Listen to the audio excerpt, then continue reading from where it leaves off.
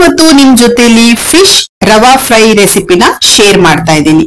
Fish ರವಾ fry ಮಾಡ್ಲಿಕ್ಕೆ ಏನೆಲ್ಲ ingredients ಬೇಕು ಅಂತ ನಾನು ಡಿಸ್ಕ್ರಿಪ್ಷನ್ ಬಾಕ್ಸ್ ನಲ್ಲಿ ಕೊಟ್ಟಿರ್ತೀನಿ, ದಯವಿಟ್ಟು ಚೆಕ್ ಮಾಡಿ.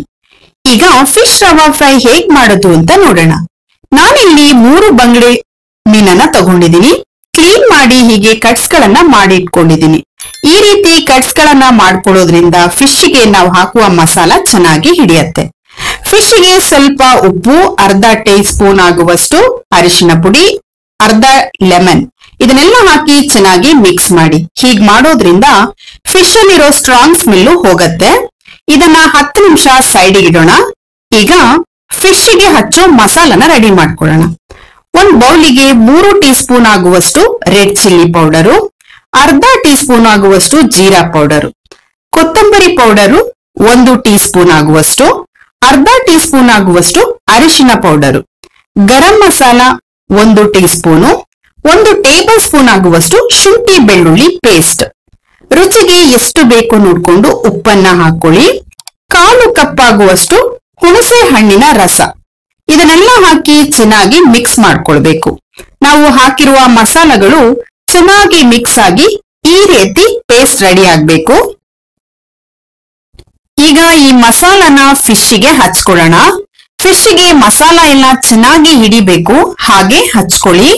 ಹಚ್ಚಿ ಆದ್ಮೇಲೆ ಇದನ್ನ 1 ಅವರ್ ನೀವು ಮ್ಯಾರಿನೇಟ್ ಮಾಡಕ್ಕೆ ಇಡಬೇಕು.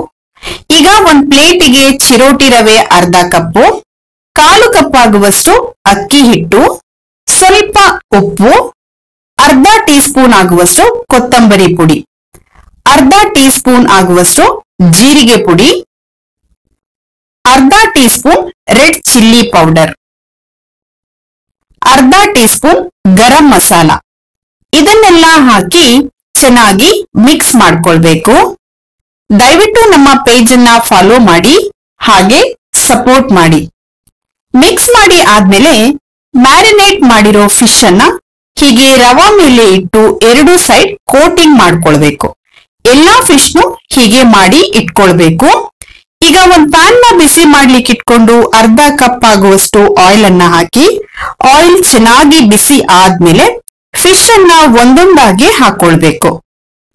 ಫಿಶ್ ನ ಹಾಕೊಂಡು ಗ್ಯಾಸ್ ನ ಮೀಡಿಯಂ ಟು ಹೈ ಫ್ಲೇಮ್ ಅಲ್ಲೇ ಇಟ್ಟು ಬೇಯಿಸ್ಕೊಳ್ಬೇಕು. ಗ್ಯಾಸ್ ನ ಲೋ ಫ್ಲೇಮ್ ಅಲ್ಲಿ ಇಟ್ರೆ ಫಿಶ್ ಅಲ್ಲಿರೋ ಕೋಟಿಂಗು ಬಿಟ್ಕೊಳ್ಳುತ್ತೆ. ಹಾಗಾಗಿ ಗ್ಯಾಸ್ ನ ಮೀಡಿಯಂ ಟು ಹೈ ಫ್ಲೇಮ್ ಅಲ್ಲೇ ಇಟ್ಟು 3 ರಿಂದ 4 ನಿಮಿಷ ಒಂದ್ ಸೈಡು, ಫಿಶ್ ನ ತಿರುಗ್ಸ್ ಹಾಕೊಂಡು 3 ರಿಂದ 4 ನಿಮಿಷ ಇನ್ನೊಂದ್ ಸೈಡು ಬೇಯಿಸ್ಕೊಳ್ಬೇಕು. ಈಗ ರುಚಿಕರವಾದ ಫಿಶ್ ರವಾ ಫ್ರೈ ರೆಡಿ ಆಗಿದೆ. ನೀವು ಮನೆಯಲ್ಲಿ ಒಮ್ಮೆ ಟ್ರೈ ಮಾಡಿ ಹೇಗ್ ಬಂತು ಅಂತ ಕಮೆಂಟ್ ಮಾಡಿ.